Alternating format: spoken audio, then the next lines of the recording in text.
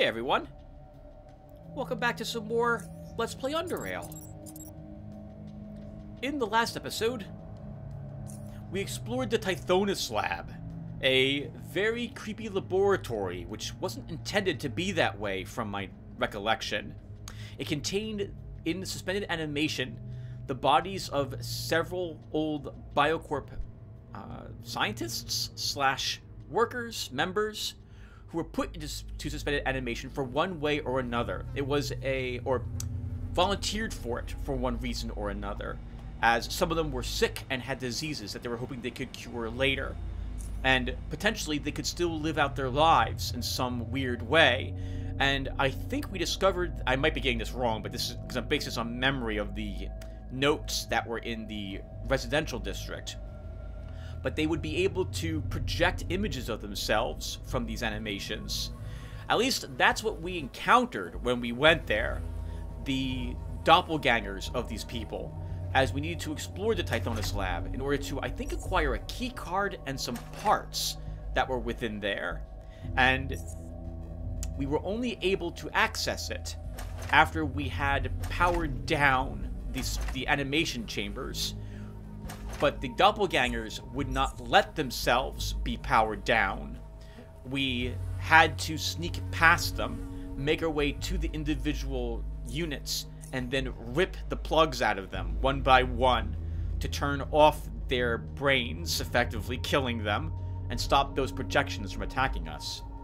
I think we explored a little bit of the Hollowed Earth as well, and in this episode, it is my intention to explore the remainder of Hollowed Earth, and probably try to make our way to, what is it? To the Musion Tanks. Musion Tanks A, which would have power in it as well. We want to take a look at that gate that we've heard is covered with goo in order to see what we can do to, well, get rid of it and get it open, as Chort lies behind it, or at least supposedly he does, according to 6. Now, heads up everyone that I recorded this part earlier, and I didn't talk at all. My vertigo has been really bothering me, and I'm finding it distracting to play at least Underrail with it bothering me. I have to stare at it's a bit dark in Underrail, and I like it that way, but it means I have to focus my eyes a little bit more on the game than I do for, say, Eodor Genesis, and this causes me to get vertigo. So, or sometimes it does. As such, I am watching this now with you guys, and I now have the perfect excuse to read about the patch notes for the game. Stygian Software has released a new patch for the game. I am not currently on it. The patch has been released on the experimental branch in a similar fashion to how the psionic changes were first released there, in order to balance them out just a little bit, make sure everyone liked them, or at least had no problems with them, and make sure there were no bugs in them before they made it over to live Underrail. So I'm going to go ahead and read the devlog here with you guys on screen, as it gives me something to talk about while I run around and jackhammer rubble and search various benches, desks, and shelves for the oddity point we need to level up to level 29. I think it happens kind of early on, though. And I thought this would be more entertaining than me just not talking at all. And probably more entertaining than me trying to think of things to talk about. Because we got a nice devlog here from Stig. So without any further ado, let's go ahead and start this. So, Stig starts with, "Hey guys, today we're releasing our last major free content update for Underrail. It's been just over 6 years since the full release of the base game, and I think that's a nice and round number to rest at. After this, we're going to transition to working at about 95% of our collective capacity on the next project known under codename Infused." This game has the word vertigo in it, doesn't it? It's called like a Time-Lapse Vertigo, I think was the original name of Underrail, if I recall correctly. Maybe it's thematic that this is the last update for Underrail, and I have vertigo. Anyway, Sig says, "You can see what's this project about and follow its development here." List a place for you to go do that at. "We should start posting devlogs there more regularly soon. However, this does not mean that we're completely done with this game. We intend to support it as long as we exist as a company, and also periodically release small content updates, which will mostly feature mechanical tweaks, as well as new items and abilities. We have quite a robust system for creating interesting items at this point, which we intend to use to further extend Underrail's playstyle catalog, so to speak. Nice! It sounds like we'll get this new item similar to the psionic headbands that add another utility slot, or sorry, psionic circuit for you. I love stuff like that. Also, we have some bigger features planned for the future, such as better adapting the game's user interface and controls to Steam Deck, creating tools for community translation projects, potentially porting the game to other platforms, and more. Oh, nice! If they release a Linux version of this, that'd be great. Not that not that I would play it at work, which is a Linux-based, we use Linux where I work. Nah, I don't play any games at work. Of course I don't. I never do that. Another distinct possibility is the addition of a small paid DLC for Underrail, as there are some substantial gameplay mechanics that we initially planned to add in the second DLC following Expedition, but were left in a state of limbo after we decided to move on to Infused instead. Oh, that's interesting. I didn't realize that Stygian Software was planning on a second DLC originally for this game. Underrail took them, what, like 3 years or so, I think, to pound out. And I really liked Expedition. I thought it was an amazing DLC. There's so much content in there, and the creatures felt so different as well. That's it! It's a black eye with no pupil. It's about the size of a human eye, and it's worth, I think it was 1 or 2 oddity points. Nice. We have leveled to level 29, everyone. Let's go ahead, Tim, let's go ahead and level myself. Yes! Probably the final level for Decker. I don't think he's reaching level 30. So, we'll go ahead and level my guns and melee, because that increases our accuracy and damage. Put a few more points in dodge and evasion. If I ever do hit level 40, those will go up to 155. Or, sorry, 160, probably. Yeah, but say, Tim, it's not chemistry you want these points in. You want them in biology. If you do intend to do a little fishing off screen, we can make jumping beans. Make up for the fact that you didn't bring any of them with you down here. All, like, 48 of them are still inside. All of them are inside your home in Core City.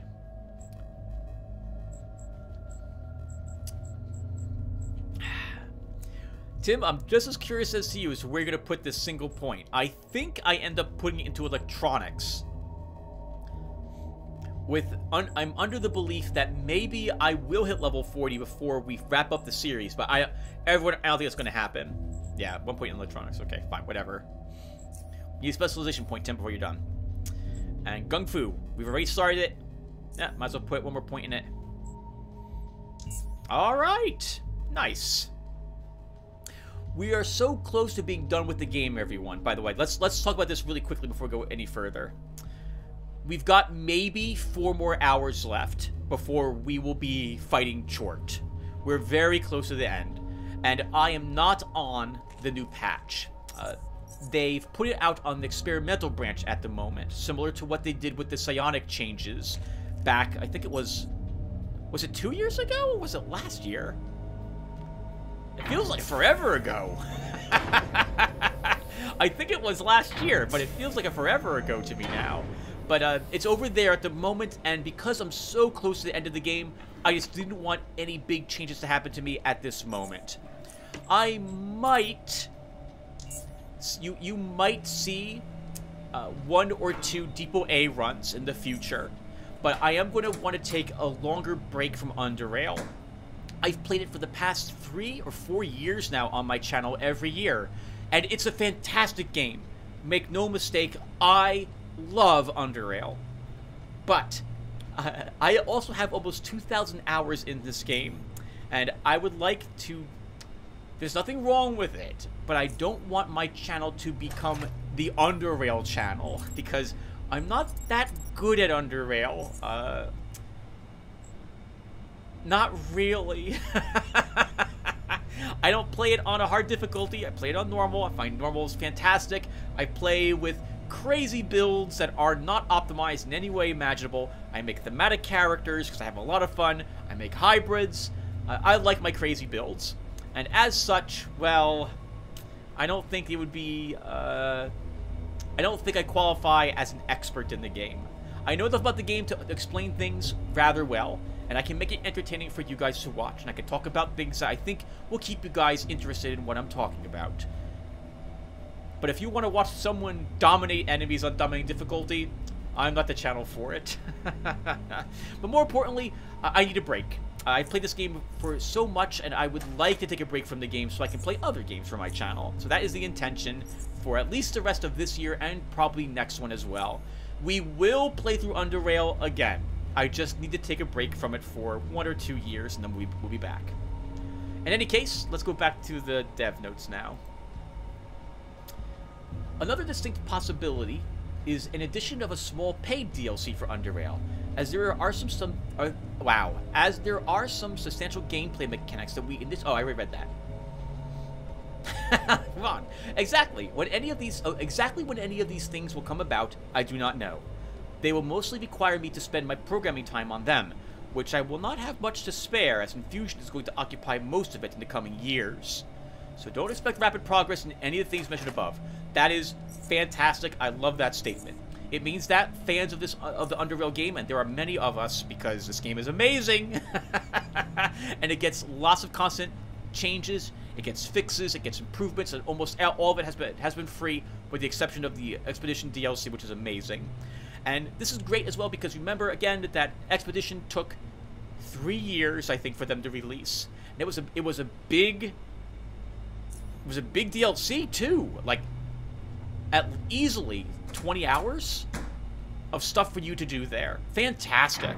With new mechanics, a bunch of new enemies, lots of new stories, some excellent lore. It was great. I've loved the DLC. Music was fantastic as well. Absolutely fantastic. And I expect them to focus indeed most of the time on Infusion. It will be probably a day 1 purchase from me, assuming that Stig doesn't go to the Epic Store, which because I won't buy it. But I get the impression he's not going to do that. So I certainly hope he doesn't. Right, but it's useful to know that he said years as well, because that helps you put it in your mind, the fact that this will not happen anytime soon. So, alright, so anyway, so he also says, before I hit you with all the bullet points on what this patch adds, here's an important notice. Due to the nature and the quantity of changes made, the update will first be deployed on the experimental branch. To play experimental branch on Steam, you right-click the game in your library and go to the betas tab. Make sure you don't override all your live version saves just in case something goes horribly wrong.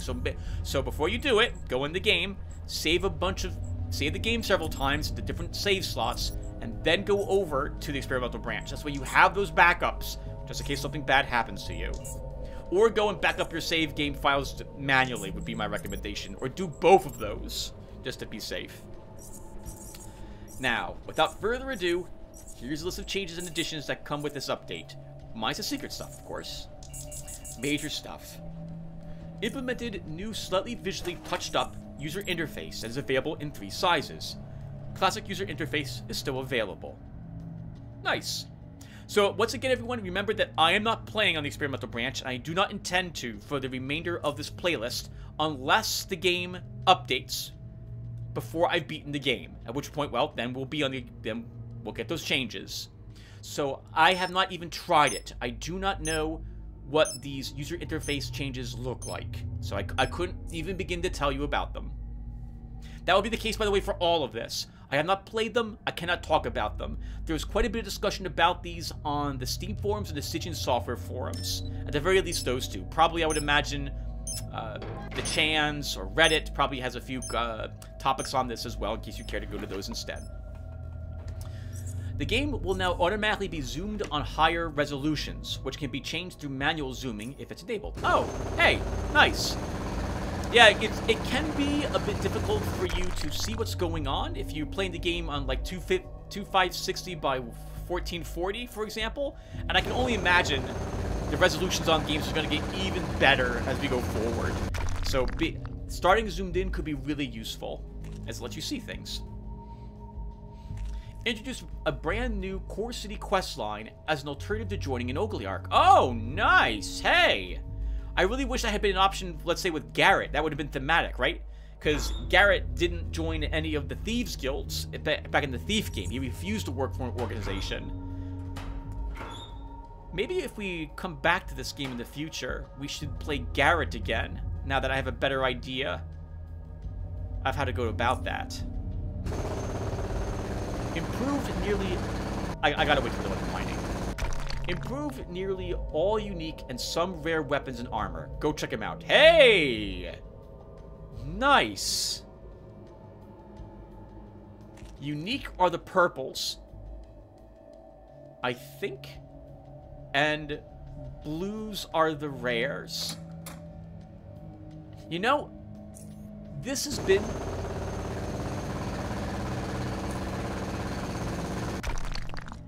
the first character of mine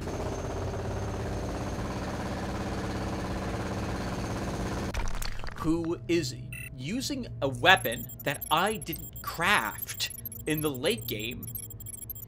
Actually, is that true? No, my very first character who made it to Deep Caverns, Jadirk, didn't craft because I was confused as to how it worked. I discovered how it worked with you guys, actually, when I was playing with Garrett. But in any case, the Power Fist is really amazing, and I can't really craft something quite like it, which is why we're still using it. It's actually a really good weapon. So I'm curious if they made quite a few other, hopefully they did, make something as an alternative to crafting, so you don't feel as compelled to craft. You can refurbish your old world firearms at one of the firearm enthusiasts. I've heard, and by heard I mean I've read, and by read I mean I think I understand what people were saying about this, that what this means, and please check the comments down below, by the way, for anyone who corrects me if I'm wrong about these things, because I very well could be. I haven't played this, haven't beaten the game with this new patch, obviously, either, but I've heard the sound of mining everywhere. And I've also heard that it's possible to take some of these weapons, bring them to someone,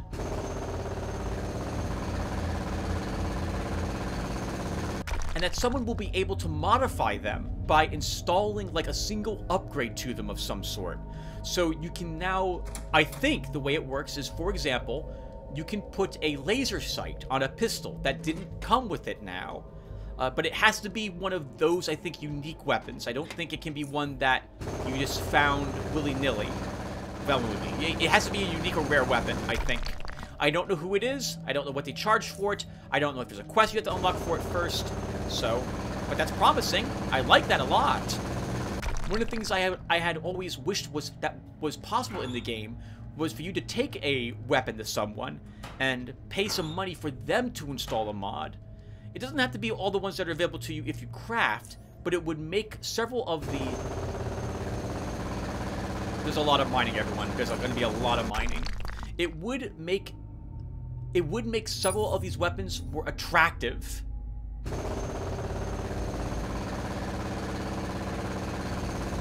And it would mean I wouldn't feel as compelled to craft if the weapons weren't as powerful as they were compared to what you find in the game. Characters can now save up to 10 action points at the end of their turn and add those to their next turn. That is so strong. That will make things, I think, like spears and sledgehammers much more attractive.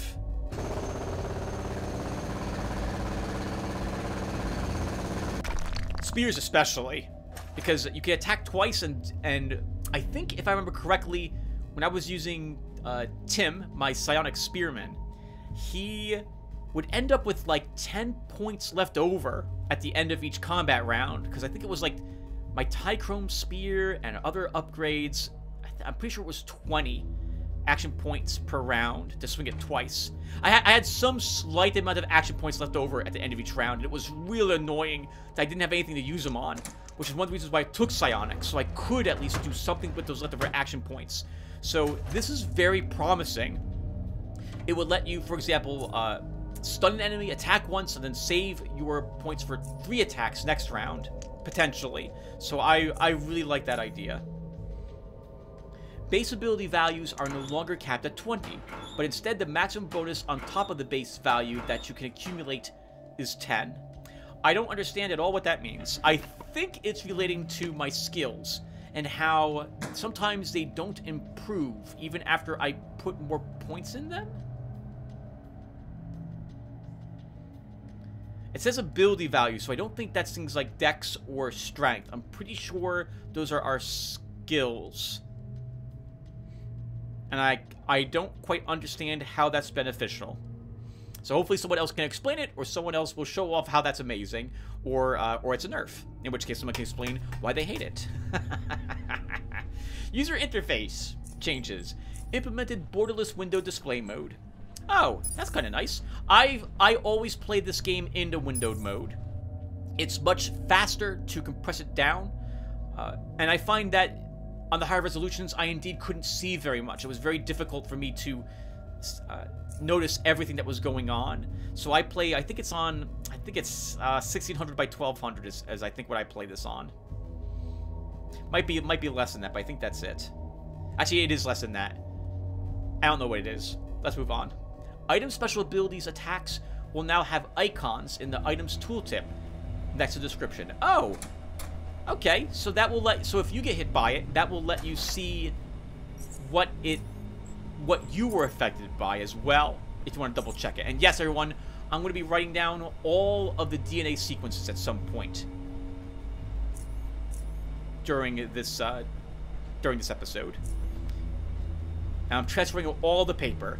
I'm really hoping that these patch notes mention something about storing all this information in your PDA for your character, so you don't have to write this stuff to paper or commit it to memory, but I'm pretty sure it doesn't. I'm pretty sure we have to write all these down, so I do that on my pieces of paper. Where is it? Do I have one right here? Oh, it's in a different room. Don't lose it, Tim. We have to write it all down here again. Please don't lose it. Wait, no, I have it right here. Here it is. There it is. See? Aren't you glad I spent like a minute talking about that? I'm not. Fixed character speech bubble and health bar offsets when zoomed in. Oh, okay. I didn't realize there were even I don't really play the game zoomed in, so I would not notice that if there were issues with that. So that's nice to know. Zooming step change to 25%, down from 50%. Okay, so you have a finer amount of control when it comes to zooming in or out. Added an option to follow the player character. Default hotkey F3. This is kind of an experimental feature, so be sure to let me know if you discover any bugs. Oh, that's super useful. That was in, I think, the Fallout series. You could hit a button and the camera would automatically follow your character as it moved around. Interesting. I will probably use that when I eventually play this game again in the future. Feats. Opportunist. Description now specifies it only works against living targets. Oh! I didn't realize it only worked against living targets. I guess that makes sense in a way. But robots could be put into an awkward position for you to take advantage of. Or monsters. Oh, well, monsters are living targets. Well, most monsters are. Some monsters aren't. Like doppelgangers, I think. Pummel will now list the action point cost. Oh, I thought it did already. Did it not do that? Interesting. Fend. Base action point cost changed to 60% of normal attack AP cost, down from 100%. I don't know what Fend even was. Fend was I never took it. I think that was I think that's a defensive spear feat, where you activate it, and it would take the same amount of points as it required to swing the spear, only you would be guaranteed to gain spear guard when you use it. I think normally when you attack with the spear, it's like it's not a 100% chance, but I don't know what it is for you to gain spear guard. So that's good. That's a buff. That's it for feats. Specializations. Fend action point cost. AP cost reduction per point changed to 8%, down from 10%. Get a little less for that, but the change to Fend is really nice. Items. Item effects such as poisons and gun oil.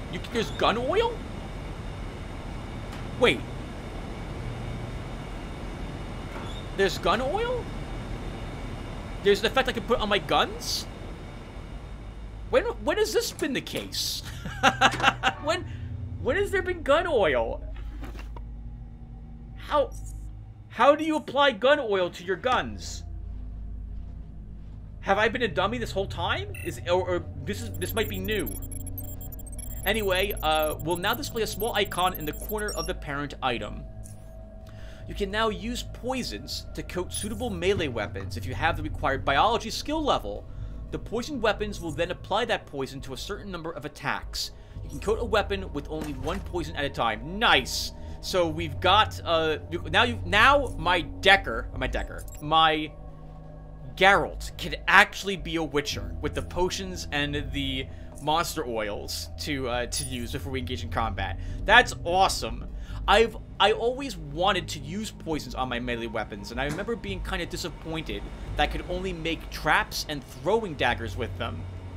So that's really nice. I really like that change.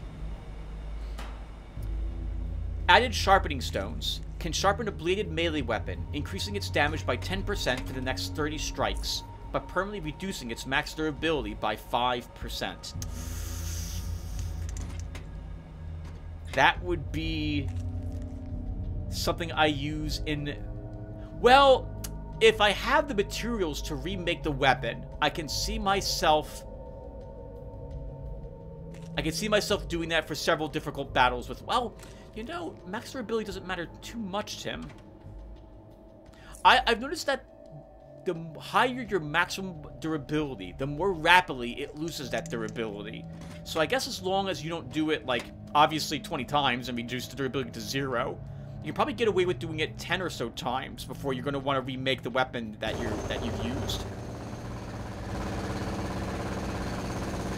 That could be 10% extra damage. That could be really handy late game to make sure you're going to slaughter enemies. And it's because it's strikes, that also means that you don't have to worry about it, the timer of it going down. Like, you don't end up using it all up, and it still degrades your durability. So I think I like that. I think I like that option. Added Firecracker Cap item enhancement that can be applied to sledgehammers and crowbars to cause an explosion on next melee hit. Nice! Oh, that sounds amazing. I guess that takes the place of the electrical option for the weapon. And just you can add them to crowbars. I would never even consider using a crowbar as like a weapon, especially not adding an item enhancement to it. I'm sure there's some crazy person out there that did like a crowbar run. God bless you for doing it. This is when I'll be told that the crowbar is the most amazing weapon imaginable, and I'm a fool for never having even attempted it before. Oh, I don't like the next patch though about items. All in.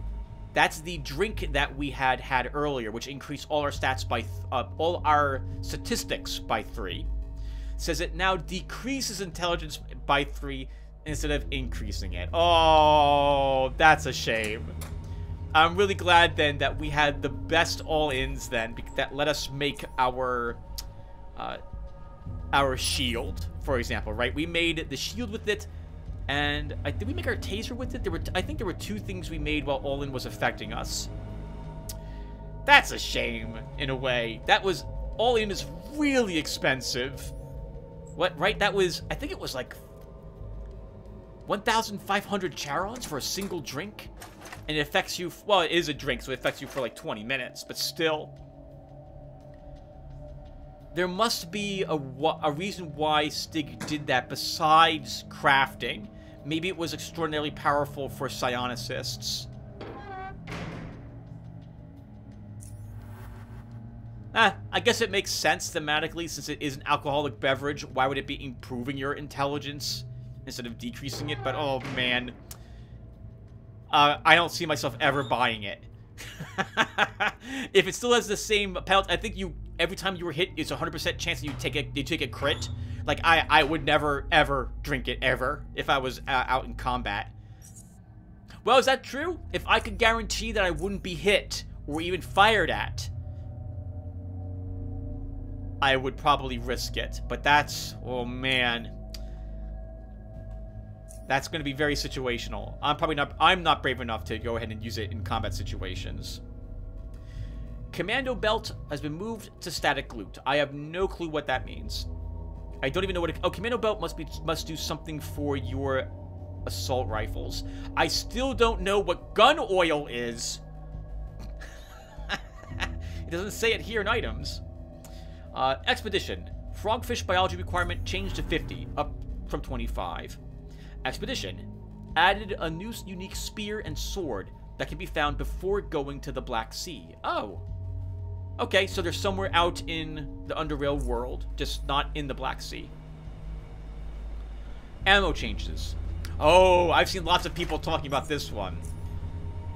Armor-piercing bullets, the W2C, now ignore 35 to 45% of mechanical damage resistance, depending on bullet caliber, down from fixed 65%. So they are not as effective at ignoring enemy armor now. Threshold interaction remains the same, but you will do extra oh, I forget what that actually is. So I'm not going to mention it off the top of my head. Man, I can see lots of people being upset about that.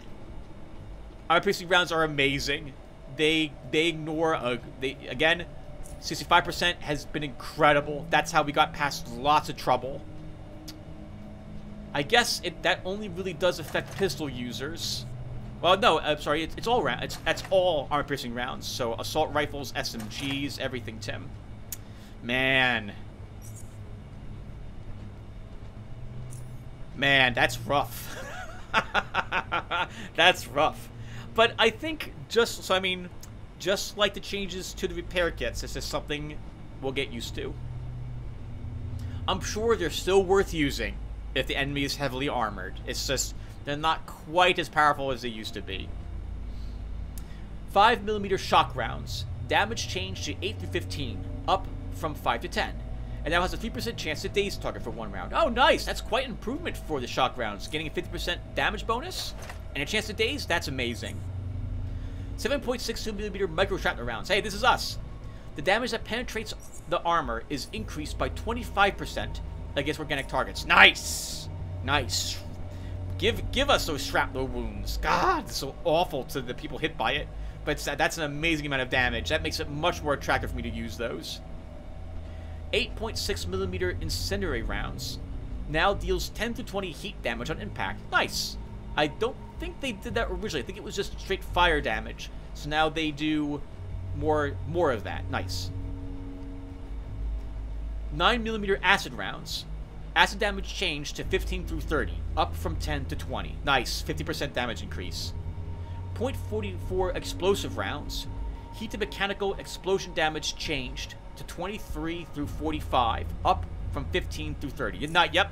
So it looks like all the special bullets got a 50% increase in their damage, with the exception of the armor-piercing rounds and hollow points. Hollow points doesn't look like they were changed, and armor-piercing is a little less good now by 20%,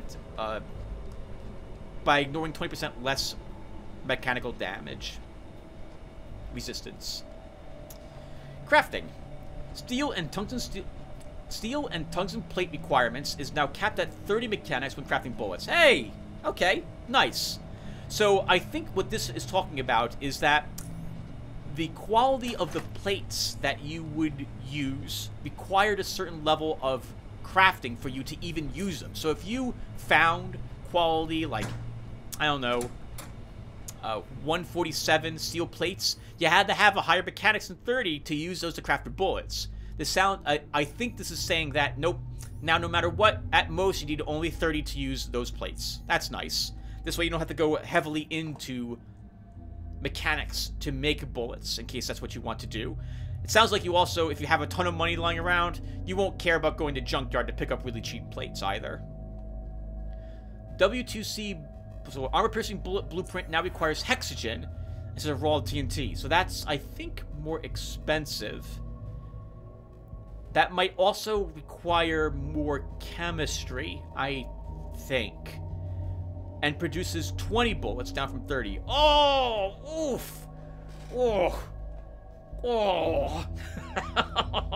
Oh! Man! don't like that. So, I gotta go really out of my way when I want to make armor-piercing bullets and JHP rounds currently. And by the way, I see right here that JHP rounds, I think... JHP rounds also are now produce only 20 bullets, not 30 as well. So it's really annoying to run around and collect all the materials that I need to make them. I don't mind doing it in the end, because I say annoying, but I have fun just doing nothing at all in this game, like running around listening to a podcast, grabbing different materials by walking to all the merchants. I like it. I'm weird, I know. But, man, 20 bullets, I can see lots of people being like, oh, come on. And many, many more people are probably going to use a cheat engine to just make the merchants refresh their inventory over and over and over again and just buy all the armor-piercing rounds from them now instead of crafting them. Man, 20 bullets, that's pretty rough. You get a 50% damage. Oh, no. JHP round, hollow points and armor piercing. Didn't get any damage upgrade either. Oh, that's rough. Oh, Stig, why do you do that? All right, well, it's another change. I remember not really liking the changes to the repair kits very much, but I got used to them in the end. To be fair, though, the next character I'm probably playing through this game on screen with won't be using guns. I'll probably use my Psychic Spear user, or we'll run through the game with Garrett again. Alright, change enriched health hypo critical chance to 10%, up from 5%. I don't think I ever found or have created a enriched health hypo. So that's pretty awesome. That even exists. How about that? Large intestines biology requirement changed to 45, down from 50. Nice. That'll make it easier to use taurine. Oh, sorry, make taurine. And speaking of taurine biology requirement changed to 45, down from 50. Less investment required from biology. Anglerfish biology requirement changed to 90, down from 100. Fusing enzyme biology requirement changed to 90, down from 100. Those are... Oh, Tim, it's right there. Oh, wait, these are all biology, Tim, not chemistry. Sorry about that. I have the hiccups.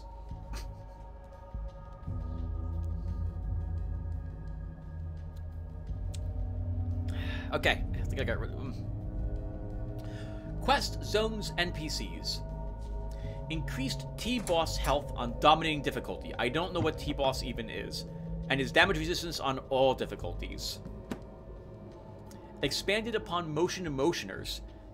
This drug is now both better and worse. I never learned how to make motion, and as you saw from this video, this was the first time, I think it was the first time, I've ever even taken the drug. So I couldn't tell you what this does. Yes, I've played the game for almost 2,000 hours, but I still play my characters thematically, even off screen, and I do my best to never reload if I can. So I don't do decisions that I don't think make sense for my characters, and I don't do anything that I feel like will get my character killed.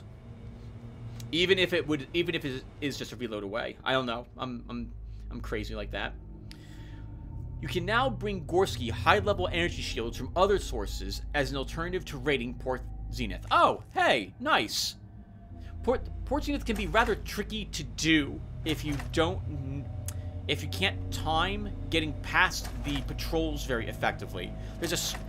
From my experience doing Port Zenith, you have a limited amount of time when you first walk in there that you can do the quest correctly. If you wait too long, the timing of when everyone's walking back and forth to each other will make it more difficult without waiting around for a long time for their patrols to sync up again in such a way to make it as easy as when you first walk into Port Zenith. So that's good that there's an alternate way for doing it. Plus it means you never have to risk getting Protectorate angry at you. Added an agility check that allows you to climb up and down between the Carius residential block square and southwest building second floor. I know that's here in Deep Caverns. I don't know what the southwest building second floor is, though. Is that a building we weren't able... Oh, I was seen. Oh, everyone, I'm still going to read the patch notes rather than talk about the combat here, because I'm not doing this live. So I guess in this episode, what's happening back on screen is the backdrop for me reading the patch notes. Charge! Get him! Can we kill him fast enough, Tim? Uh-oh. Yes, we can. That's a fraction of life left. Run, run, run! Oh, misclick! Misclick got us in combat again. Okay. Alright, let's go back to this. So, I wonder if that's a new area, or if that's just a faster way for you to get out of the residential block square. Oh! It's the residential block square and southwest building, second floor. So maybe that lets you skip one of the earlier areas where you have to worry about the coil spiders. Added fireplaces to certain locations in deep caverns. Nice. This way you can have the warmed up buff, I guess, down there. I bet you there's lots of people complaining about that too. So when I played the game recently with my psyker, he didn't go cryo. I decided that my Metathermix character would be using fire only, and so I didn't use cryo except for the very early portions of the game. But I did notice that the warm-up buff would probably be, how to phrase it,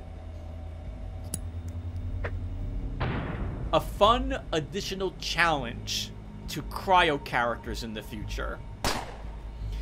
Makes sense thematically, but people hanging around a fire would be warmed up and possibly take less frost damage.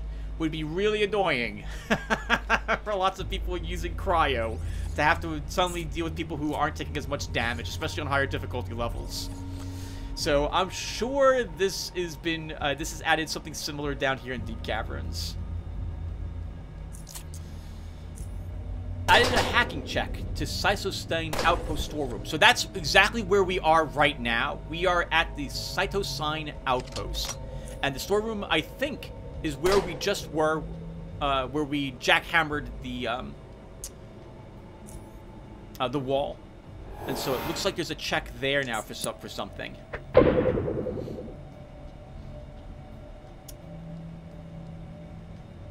Added more hydraulic fluid canisters to deep caverns. Oh, okay. Nice. I guess this means that you no longer have to go to certain places in order to find... by adding more locations, they make it so you don't have to do the entire scavenger hunt for them in every inch of deep caverns. And we have to kill the sniper now. We have to kill him. Good. He's too dangerous. And we're exhausted, so it's a good thing we did what we did. He could have killed us very easily. Certain gate components can now be found at multiple locations of deep caverns. Nice. So, sounds like Stig is adding other ways. Not other ways. He is reducing the amount of time you need to explore all of the deep caverns. Because, as you've seen us when we're playing this, everyone, we got to go everywhere in order to get everything that we need to complete this. So that's nice. You can now use electronic skill to optimize arc power plant turbine output for more total power. Hey! That sounds pretty cool. So you can have more, so you don't have to walk back to the arc power station as often, because we're going to do that a lot in order to move power around so we can access different areas at different times. When we're done with Hollowed Earth, for example, which I think we are pretty much, well, we'll be almost done with. We need to turn off the Hollowed Earth to access the Fusion Tanks B. Then we'll find the last of the DNA sequence mutagens there, and we'll have to bring them back to the scanner.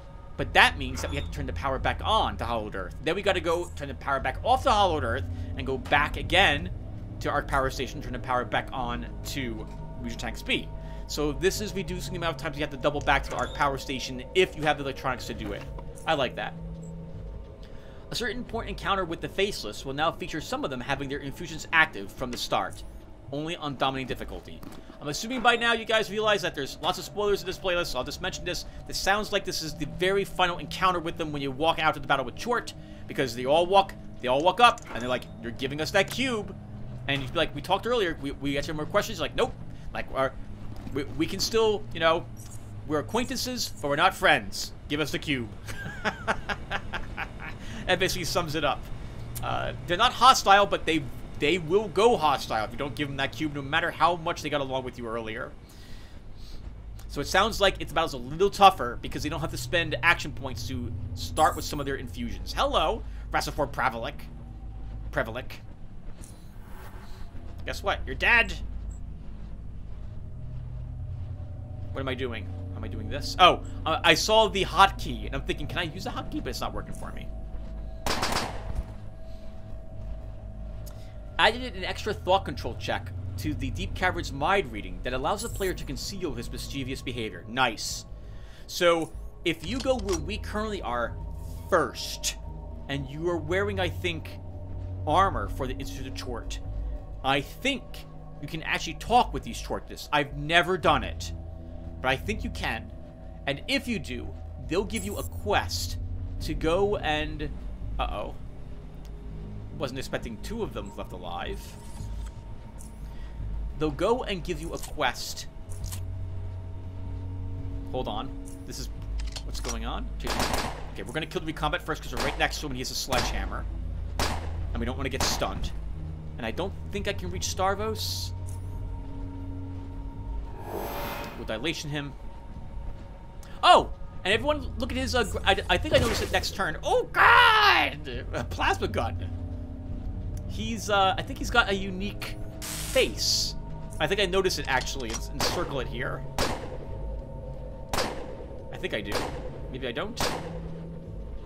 Oh, yeah, there we go. Yep, I'm like, hey! Hey, he's got a cool portrait. He does have a cool portrait. Not enough action points, but guess what, Starvos? You were stunned for a round. I know, it sucks. Trust me. I fought plenty of crawlers. Anyway, if you come here and get a quest, they ask you to spy on the Faceless for them. And if you took that quest, the Faceless go hostile on you, if I've read what happens correctly. So now, at least if you have thought control, you can come here, get that quest, and possibly hide it from the Faceless.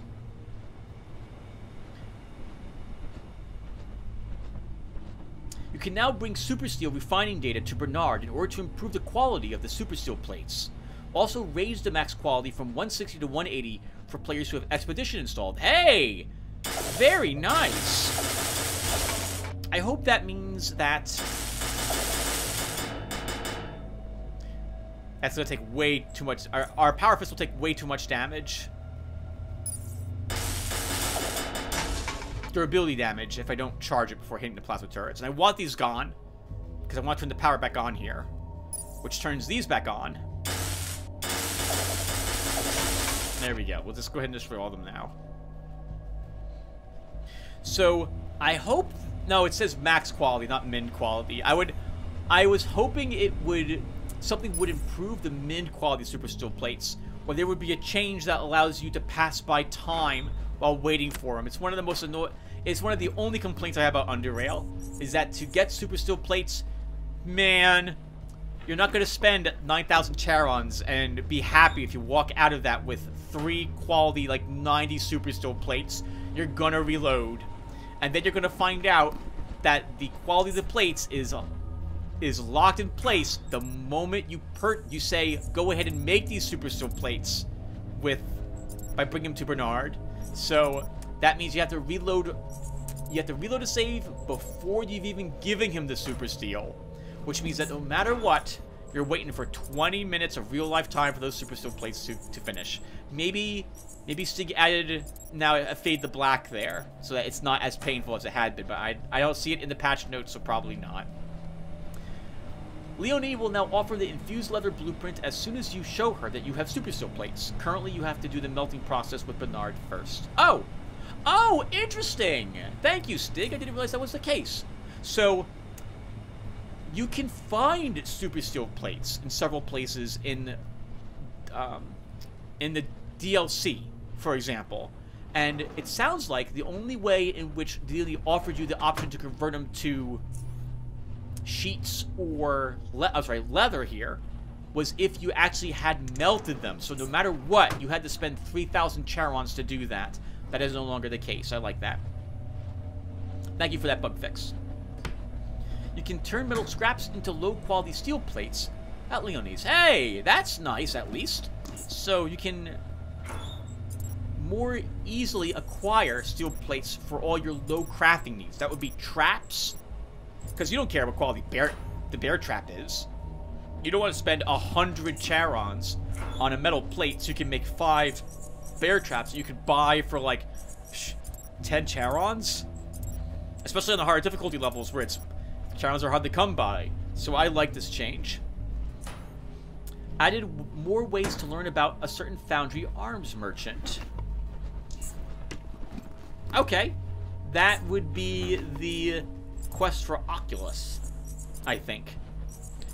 Added more entries to the super secret organization database. Oh, nice. Hey, that's Oculus. And place some of the existing ones behind higher access levels. Ooh. At least I think that's a super secret organization that would be Oculus. There's another one I don't know about. Added more options to save Mora. Oh, hey, that's nice too. You have to do that. Got to be very specific about how you go and save her. It really helps to have lockpicking or have a crowbar in order to access vents when you go into the jail of in the embassy. So I like that. You can now borrow or borrow? Quote borrow? Oh, or steal permanently the AK from Kokoschka. Interesting. I feel kind of weird stealing his assault rifle. I really like Kokoschka. Beckett now also offers psi inhalants alongside psi boosters when giving you your equipment package. Hey! Okay, Beckett is the guy in the free drones who gives you equipment. So that's good.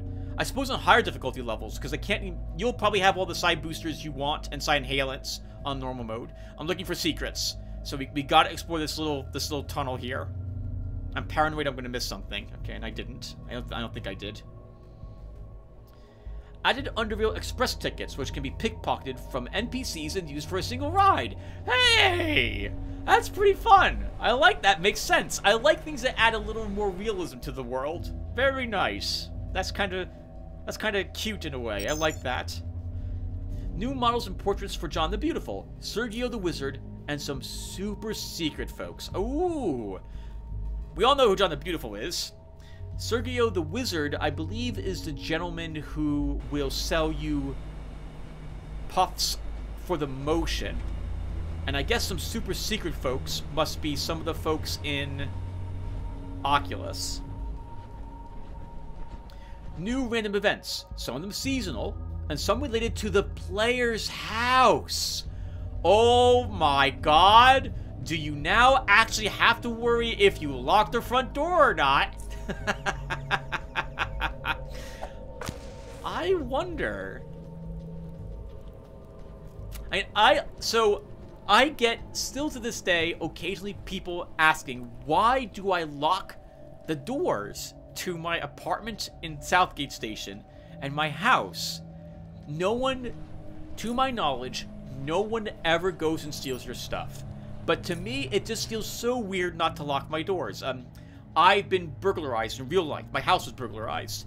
And it doesn't matter, but it feels weird to me not to lock the doors to my house. The doors to my house were locked when my house was burglarized. Someone cut the screen from my screen door, popped the screen door open, and then rammed the back door down to get in.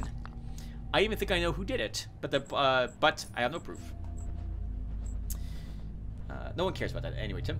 Introduced, I can't even pronounce this.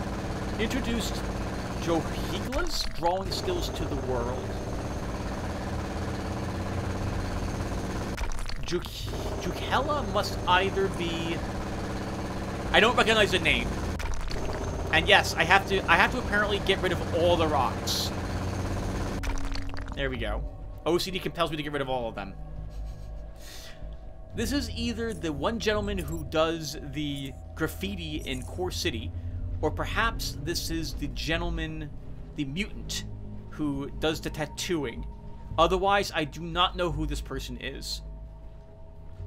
Increased requirements for achieving Brutalizer, Brutalette Gladiator nicknames, so they shouldn't be so predominant now. I've never gotten those, so I couldn't even tell you what you have to do to get them.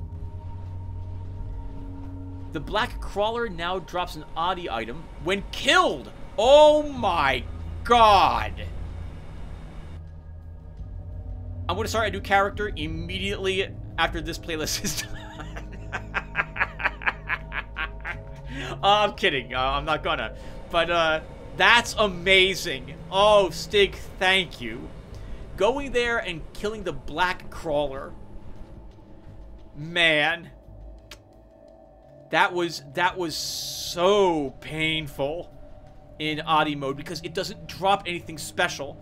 And you got to get through, like, 6 Deathstalkers and, like, 2 or 3 Crawlers and then kill it, and it's not easy. I can only imagine on the higher difficulty levels how difficult that area is to fully search. Man, I would never do it in Dominating. But I'm not going to play the game in Dominating, so there's that too.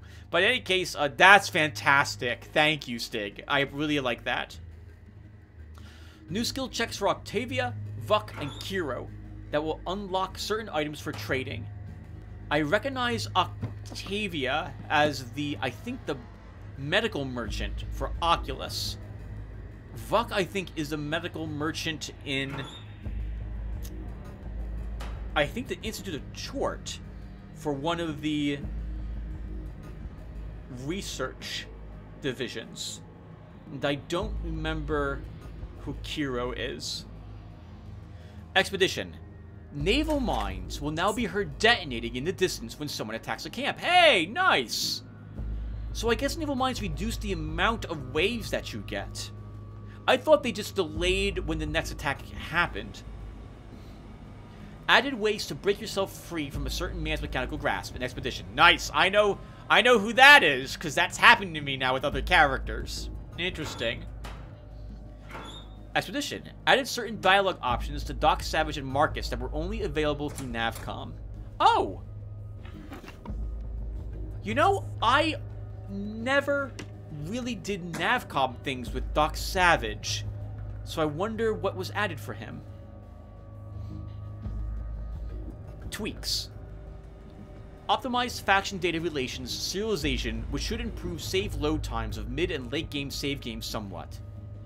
Fix the pathfinding prioritization to prevent player from getting stuck in place when a lot of NPC pathfinding is taking place. Being in turn mode will now count as being in combat for purposes of changing equipment. Ooh. That's interesting. I've never... Yeah, well, no, I think maybe once or twice I've entered combat mode to do a bit of stealthing a little easier. But otherwise, I'm not one who uses combat mode to do things unless I'm in combat. That's interesting. I wonder what that actually changes. So what that means is that you can't change your armor once you enter combat mode, for example. And if you try to swap out your weapons or the gear on your belt, it will take action points for you to do that generally. There's a vast amount of bugs. Well, it's not vast, it's the wrong word. There's, looks like 30 or 40 bugs that are listed here, which were fixed, but I don't think you guys are going to care about them very much, so I will skip those. Alright, so that's the patch notes. Of course, there might be some secret stuff. There's probably things that are undocumented. So once again, if you want to know for sure what some of this does, I would recommend going to check out the Steam forums, or the Stygian Software forums, or Discord probably. I have Discord, but I never use it for anything any longer. I think the last time I fired up Discord has been at least a year ago, possibly even a year and a half ago. So I can't say for certain how busy the Underrail's Discord forums are, but they're probably Discord forums is the proper thing to say? The Discord is. I imagine it's probably still pretty busy. Nice! We earned no Adi points for that on the item. Oh, you know what? Look at all those Adi points we got in this episode. I'm pretty impressed. That looks like we maybe got, what would that be? Maybe close to a 6 to the next level so far. There's probably more Adi points down here.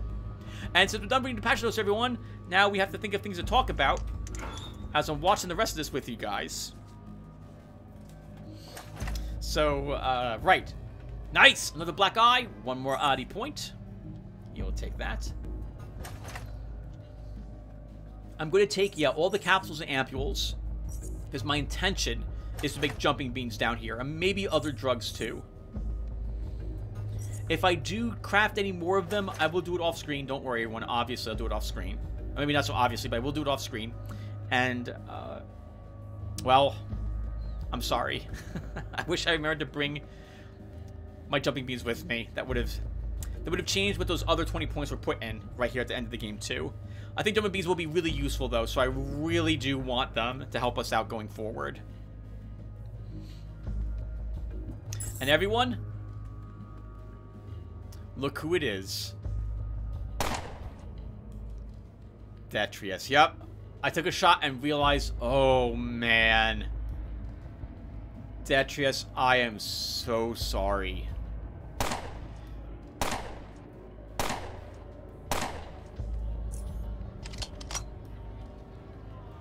This tells me... Well, no, it doesn't tell me. They brought him down here, and still, most of the Institute might not realize what's actually happening down here. Sorry, Detrius. But in the end, we had to do it because you were worth 2 Adi points, and we needed that to level up. So in the end, it was worth it.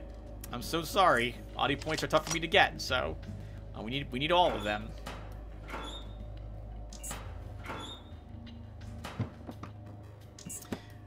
Gotta check every box. Once again, anything you can pickpocket or hack into, I don't think down here especially, the high level ones especially, will not have any Adi points in them. The game is not that mean to you. You don't require hacking down here or lockpicking to get these Adi points. I really do think it's like 1 or 2 items, possibly 3, that require lockpicking or hacking to get. And most of those can be acquired in other ways. They're present more times than you... There's more than you need to benefit from them in the maximum amount of times. And that goes for, I think, some of the items that are in secreted areas, too. Oh, okay. I noticed I could walk down there, and I'm like, you know what? There's nothing secret down here. We're leaving. We're not leveling up again. Yeah, I'm looking. Okay. I'm a little nervous about the Eye of Chort going up down there, because I don't want to get pinned fighting a bunch of Chortlings down there, especially.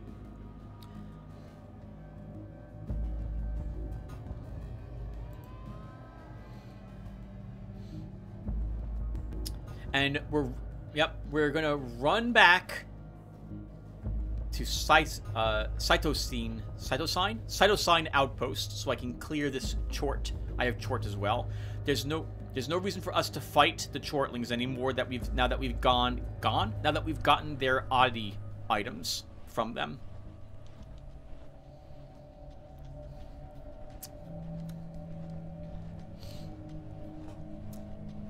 All right, Tim, you got like 5 minutes left until this episode ends. What are you going to talk about? So, I can't think of anything. With only 5 minutes left, what's left for us to do? Next episode, we will be arriving at the gate controls for that gate.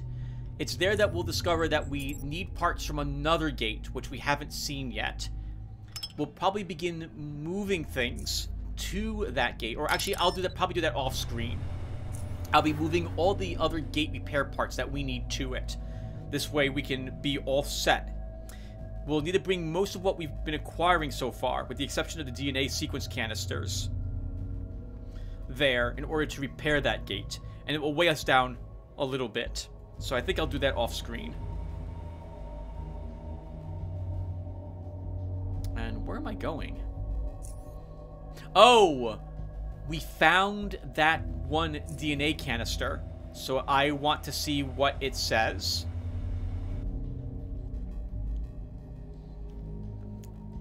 And I think this is the Exodus, if I recall correctly.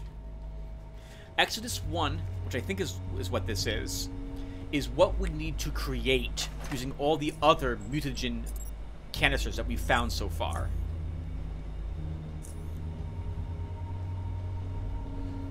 At first I'm a little shocked. I'm like, oh, why is this unregistered and why is this so long? Why are there so many things here? Then I'm like, oh yeah, this is the one that tells us the actual order that we, and what it is to actually weaken Chort if we decide to use this.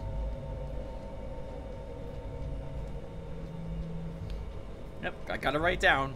I'm gonna write it down. So most of those patch notes I really like. The only two I don't are the reduction in the bullets that you create when you craft. Oh, I'm even fine with the AP damage effective reduction. It not ignoring as much mechanical resistance. Okay, that's fine. It was really strong, so I can understand you wanting to lower it, especially because there's probably lots of people that decided to try out pistols now, and they've seen that this is really strong, so that's fine. But man, 20 bullets now, that's rough. That's tough. I'm not sure I like that one very much, but whatever. I don't have to like it. What else can we talk about, everyone? With only like 2 minutes left, I don't want to talk about other games I played this year, so we'll wait till the next episode to do that. Oh, I'm gonna shut the door? Why am I shutting that door? I should really leave that one open. There's no reason to shut those, other than my overwhelming sense of OCD that compels me to do so. I think, everyone, I'm just gonna walk back and store this stuff, and then it's over for us in this episode. So I guess I'll just let the rest of the episode play in silence, and I will say thank you guys for watching this. It was fun to go over those patch notes bit by bit. I'm sure there's more than what was listed there that has also been altered or changed in some fashion. So I probably should spend some time myself visiting the forums and reading about these changes, so I understand what's going on when I play the game again. But I hope you guys liked this episode, and I will see you all in the next one. I will try to talk while I'm playing it from now on for the final few episodes, but if my vertigo attacks are just awful, I might do more of this, because this is a lot easier on my eyes.